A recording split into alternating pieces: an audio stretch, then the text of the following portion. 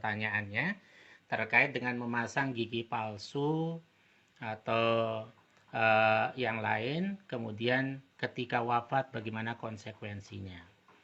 Di antaranya itu ada pembahasan dalam fatwa, termasuk penggunaan ring ya, yang ditanam bagi pasien penyakit tertentu, misalnya jantung misalnya, atau pernah patah tulang, kemudian dimasukkan benda tertentu.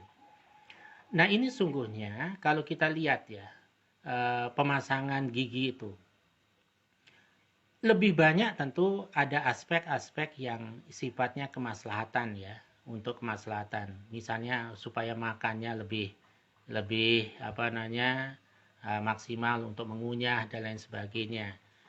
Itu juga salah satu pertimbangan.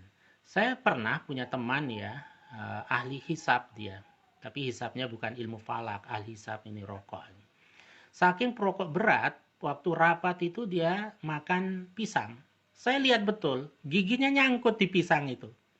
Rontok giginya ya. Bayangkan.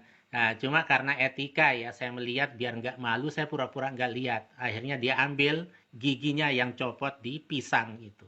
Dan sekarang sudah ompong. Padahal masih muda. Nah, akhirnya memasang gigi palsu. Ada yang gigi palsu yang gampang dibuka pasang itu ya, kayak helm gitu. Ada juga yang memang relatif mungkin permanen dan lain sebagainya. Tetapi prinsip dasar yang harus dipertimbangkan adalah apa yang dilakukan itu lijalbil masolih, untuk meraih kemaslahatan, bukan untuk mafsadah. Yang kedua, apa yang menjadi bahannya itu pun juga harus sesuatu yang halal dan etis secara agama. Jangan mentang-mentang kaya kemudian dia menggunakan emas misalnya. Kan ada banyak yang menggunakan itu. Itu enggak secara akhlak, secara fatsunnya, secara irfani tentu juga itu tidak tepat. Orang bisa berdiskusi terkait dengan masalah halal haram. Tapi kita juga menggunakan pendekatan bayani, burhani itu tidak hanya nilai etisnya, tetapi juga nilai yuridisnya. Nah, karena itulah motivasi tadi saya sampaikan menjadi penting, pilihan alatnya atau bendanya menjadi penting, suatu yang jelas kehalalannya, dan ahliyah dilakukan oleh orang yang memang profesional, bukan sembarangan. Nah, kalau itu dilakukan, maka tentu hukumnya boleh atau mubah. Nah, bagaimana kemudian ketika dia meninggal, misalnya, terhadap sesuatu yang memungkinkan bisa dicabut dari jasad orang yang meninggal yang berupa benda-benda di luarnya itu, misalnya giginya atau gigi palsu tentu ya, bukan ini. Kalau itu ternyata permanen, harus diambilkan tang macam-macam, atau di dalam misalnya ada ring misalnya harus diambil, jangan.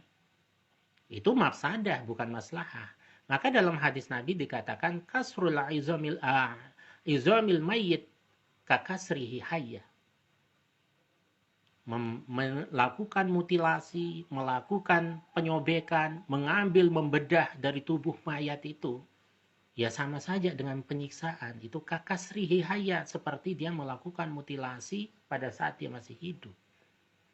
Memecahkan organ tubuhnya seperti orang masih hidup. Nah, artinya kalau memang itu sulit dilakukan, harus dioperasi, harus dibedah, tidak perlu.